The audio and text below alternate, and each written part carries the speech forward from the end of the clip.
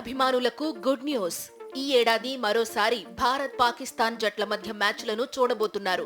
ఇటీవల ఛాంపియన్స్ ట్రోఫీలో భాగంగా ఫిబ్రవరి 23న జరిగిన మ్యాచ్ భారత్ గెలిచిన సంగతి తెలిసిందే.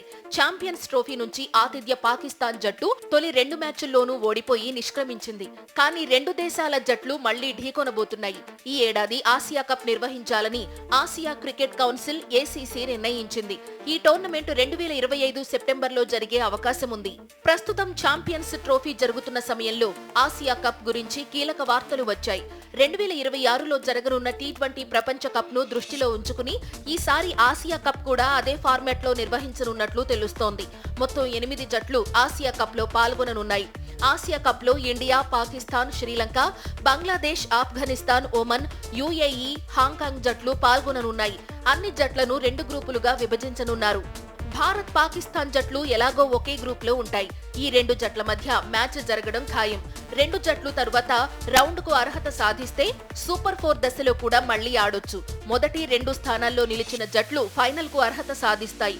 సూపర్ 4లో భారత్, పాక్ మొదటి 2వ స్థానంలో నిలిస్తే ఫైనల్లో 3వసారి తలపడవచ్చు. ఏదైతేనేం భారత్ పాక్ మ్యాచ్ జరిగితే అదో మినీ యుద్ధంలా ఉంటుందనడంలో సందేహం లేదు. ఈ ఆసియా కప్ ను సెప్టెంబర్ 2వ వారం నుంచి 4వ వారం వరకు నిర్వహించాలని ఆసియా క్రికెట్ కౌన్సిల్ నిర్ణయించినట్లు తెలుస్తోంది. ఆసియా కప్ లో భాగంగా మొత్తం 19 మ్యాచ్లు జరగనున్నాయి. ఈసారి చిన్న జట్లు కూడా ఇందులో భాగం కావడం క్రికెట్ అభిమానుల ఆనందాన్ని రెట్టింపు చేసిందనే చెప్పాలి. అటు ఛాంపియన్స్ ట్రోఫీలో మొదటి 5 రోజుల్లోనే పాకిస్తాన్ నిష్క్రమించింది.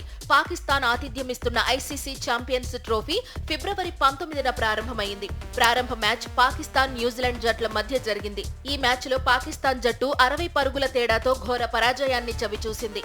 తర్వాత ఫిబ్రవరి 23న భారత్ తో పాకిస్తాన్ తన 2వ మ్యాచ్ ఆడింది. దుబాయ్లో జరిగిన ఈ మ్యాచ్ లో భారత జట్టు 6 వికెట్ల తేడాతో విజయం సాధించింది. ఇక ఫిబ్రవరి 27న బంగ్లాదేశ్ పై జరగాల్సిన మ్యాచ్ వర్షం కారణంగా రద్దయింది. ఇరు జట్లకు చెరొక పాయింట్ లభించింది. ఈ విధంగా ఆతిథ్య పాకిస్తాన్ జట్టు గ్రూప్ ఏలో అట్టడుగున నిలిచింది.